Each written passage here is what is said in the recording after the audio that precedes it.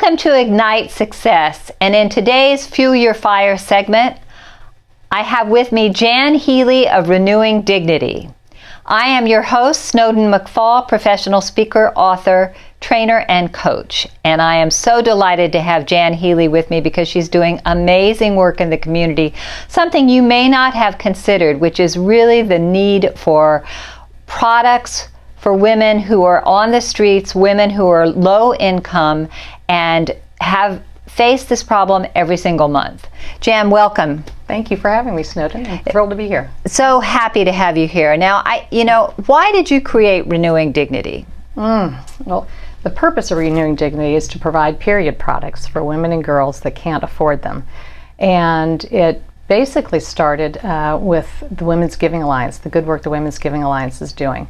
We learned from agencies that support women and girls in our community. Their executive directors said that their clients don't have the period products they need, and that people don't think to donate them, and they're expensive to purchase for their clients. And they said many women are missing work and school because they don't have these products. So after we tried to pick our jaws up off the ground, because we were surprised that this was a problem here in our community. I think many of us probably thought it was a third world problem, which is a terrible thing.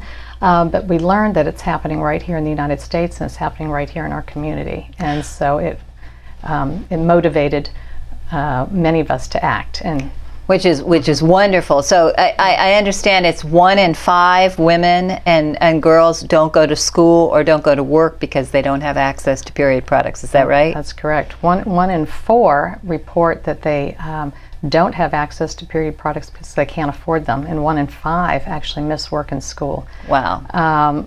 So, in addition to that, these products are not covered by food stamps. And many women and girls report using substitute products, proxy products, or they are using their products longer than is sanitary safe and sanitary.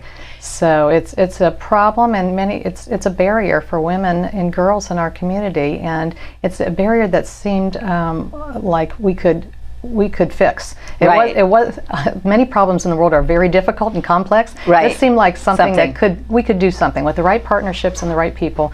We could come together and do something about this problem for so many women. Which is wonderful. Now, you and I were talking, there is a stigma, unfortunately, in our society and many societies around the world about period products, except this is a natural biological process. This is something that all girls and women go through. It's how we have children. That's right. It's critical. That's right. It's critical to our health. So it's really unfortunate. Have you come across some objections to the stigma? Have you seen it show up? You're exactly right. It has been a stigma for forever, probably. And I think a lot of us girls probably talk to one another about it, but we don't think to talk to our bosses, maybe to provide products in bathrooms at offices, at work settings. We don't think to tell the principals at school, if we're girls, that we need this. But it's something we talk about just amongst ourselves. And I think what I'm finding is, as I'm talking about this, men and women are, I think, as soon as they become aware of the problem, they say, "How can I help? This is something that shouldn't be happening for women and girls." So I think a lot of this is an awareness issue here in the United States. I think there are additional issues abroad, but I think this is something that most people, just about everyone I've spoken to, said they want to help. Which is wonderful. Yeah. So how can people help? How can they contribute? I know you partner with several organizations in the city. Which are those? Yes, we've got great partnerships, and really that's how it started. The Women's Giving Alliance, the Community Foundation, and Feeding Northeast Florida are all contributing in different ways.